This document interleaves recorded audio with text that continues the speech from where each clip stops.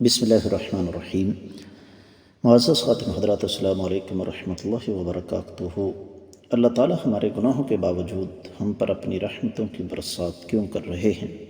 یہ ہے ہمارے آج کے قرآن مجید کے سبق کا موضوع۔ معمول کے مطابق سب سے پہلے آیت مبارکہ کی تلاوت کرتے ہیں۔ اعوذ باللہ السمیع العلیم من الشیطان الرجیم۔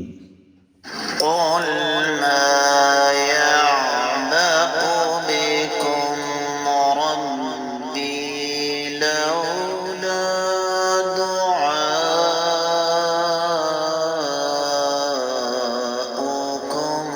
فقد كذبتم فسوف يكون لزاما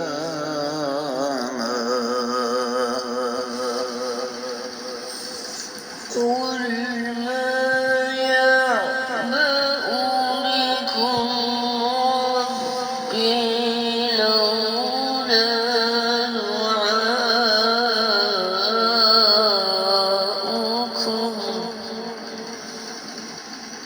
فقد كذبتم فسوف يكون لزاما۔ معزز خاتم حضرات، اللہ مالک العلام رب الجلال والاکرام کی پاکیزہ کتاب قرآن مجید، قرآن مجید کا یہ پارہ ہے اللہ تعالیٰ کی توفیق سے 19واں۔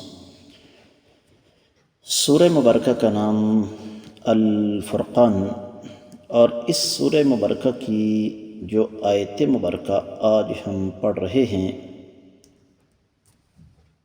وہ ہے 77، آخری آیت مبارکہ ہے۔ اور جس طرح کہ میں اور آپ اس بات کو اچھی طرح جانتے ہیں کہ اس سورہ مبارکہ کے ساتھ ہمارا سفر ایک طویل عرصے تک جاری رہا، اور الحمدللہ ثم الحمدللہ یہ بھی اللہ تعالیٰ کی رحمت تھی، اللہ تعالیٰ کا فضل و کرم تھا کہ ہم نے اس سورہ مبارکہ کے جو زیادہ تر مضامین تھے کوشش کی کہ ان کو بہتر سے بہتر انداز میں آپ لوگوں کے سامنے رکھا جائے۔ اب معمول کے مطابق سب سے پہلے اس آیت مبارکہ کا لفظی اور بامحاورت ترجمہ۔ قل، آپ فرما دیں، ما یعبأ، کہ نہیں ہے کوئی پرواہ اللہ کو، بکم تمہاری، ربی میرے رب کی، لولا اگر نہ ہو دعاؤکم، تم اگر نہ پکارو، فقد کذبتم، تو یقینی طور پر تم نے جھٹلایا، فسوف، پس ان قریب، یکون ہوگا، لزاما آنے والا دن لازمی۔ بامحاورہ ترجمہ سماعت فرمائیے گا۔ آپ فرما دیں کہ رب کائنات تمہارے ساتھ، میرا رب تمہارے ساتھ کیا کرے گا اگر تم اللہ تعالیٰ کو نہ پکارتے، پس تم نے جھٹلایا، پس ان قریب تمہیں قیامت والے دن کا سامنا کرنا پڑے گا۔ امام ابن کثیر رحمۃ اللہ علیہ فرماتے ہیں کہ ما یعبأ بکم، اس کا معنی یہ ہے کہ لا یبالی، کہ اللہ تعالیٰ کو اس بات کی کوئی پرواہ نہیں ہے۔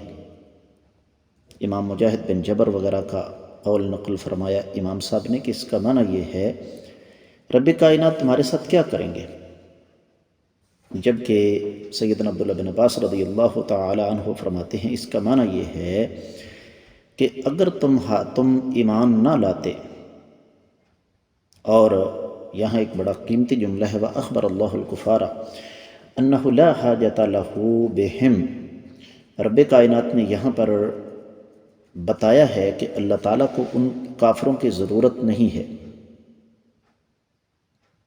اور اگر اللہ تعالیٰ کو ان کی ضرورت ہوتی تو اللہ تعالیٰ زبردستی ان کو ایمان کی دولت نصیب فرماتے۔ اور پھر فرمایا فقد کذبتم، اے کافرو تم نے جھٹلایا، تو پھر فسوف یکون لزاما، کہ تمہارا یہ جھٹلانا یہ تمہارے اوپر وبال ہوگا، مقتدیا لہلاککم وعذابکم ودمارکم فی الدنیا والآخرہ، کہ اسی جھٹلانے کا تقاضا یہ ہے کہ تم پر ہلاکت آئے، تم پر عذاب آئے، تم پر تباہی اور بربادی آئے۔ اور پھر سیدنا عبداللہ بن مسعود، سیدنا ابی بن کعب، اور پھر آگے محمد بن کعب القردی، مجاہد بن جبر، امام دہاق، قتادہ بن دیامہ، امام سدی وغیرہ کا قول نقل فرمایا ہے ابن کثیر رحمۃ اللہ علیہ نے کہ اس میں غزوہ بدر بھی شامل ہے۔ اور امام حسن بصری فرماتے ہیں فسوف یکون لزاما، کہ تمہیں قیامت لازمی طور پر اپنا آپ دکھائے گی۔ تفسیر ابن کثیر میں جو کچھ بھی بیان ہوا وہ اتنا ہی، دیگر کتب تفسیر کا جائزہ لیا جائے تو اہل علم نے اس حوالے سے سب سے پہلے تو ایک مناسبت ذکر فرمائی ہے، اور وہ مناسبت یہ ہے کہ اس سورہ مبارکہ میں اللہ تعالیٰ نے رسالت کے حوالے سے، قرآن مجید کے حوالے سے، اپنی توحید کے حوالے سے، اپنی کبریائی کے حوالے سے، اور جو لوگ توحید کی مخالفت کرتے ہیں اس حوالے سے پوری وضاحت فرمائی، اہل ایمان کا حال بیان کیا، منہ موڑنے والوں پر حجت قائم کی۔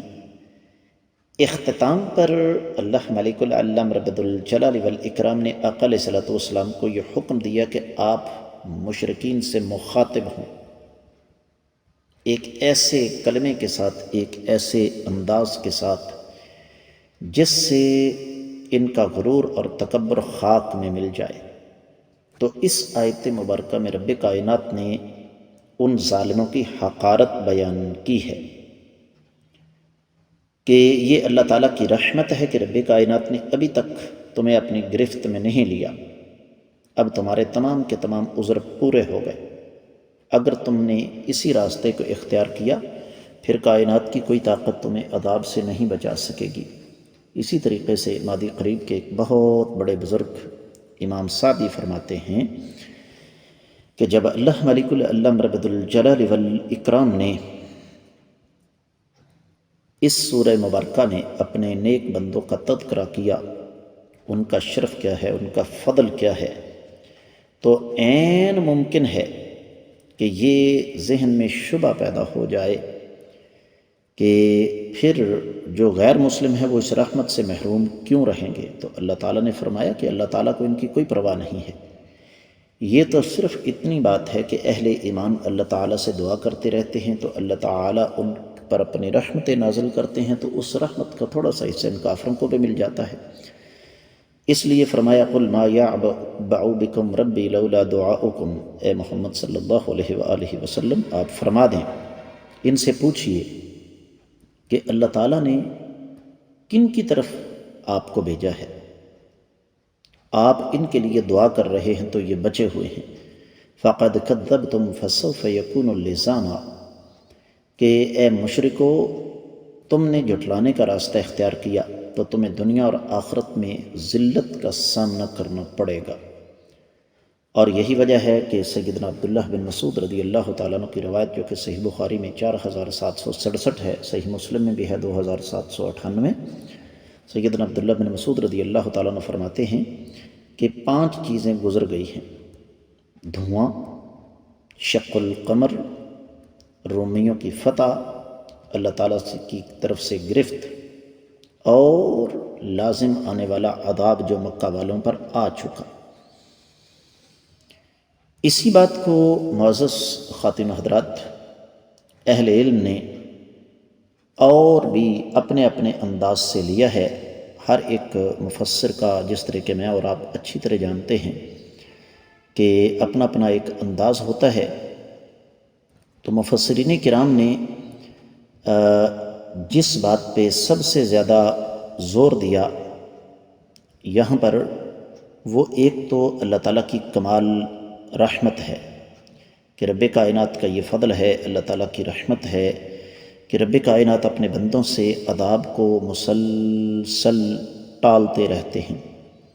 یہاں تک کہ بندے پھر جب بغاوت اور سرکشی کی انتہا تک پہنچ جائیں تو اللہ تعالیٰ پھر گرفت میں لیتے ہیں، اور جب اللہ تعالیٰ گرفت میں لیتے ہیں تو کائنات کی کوئی طاقت پھر اللہ تعالیٰ کی گرفت سے کسی کو بچا نہیں سکتی۔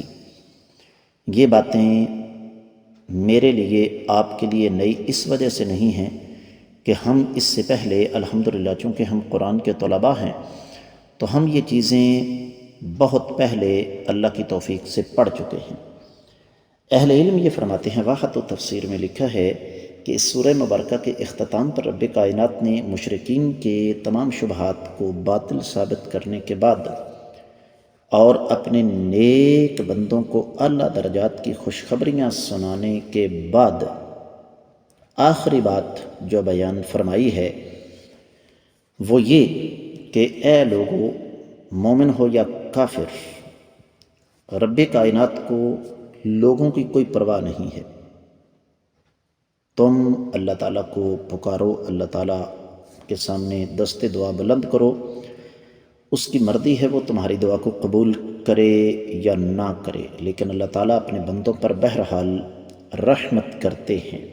لیکن اللہ تعالیٰ کو اس بات کی قطعی طور پر کوئی پرواہ نہیں ہے کہ کون اسلام قبول کرتا ہے اور کون قبول نہیں کرتا۔ یہ ہے اصل بات۔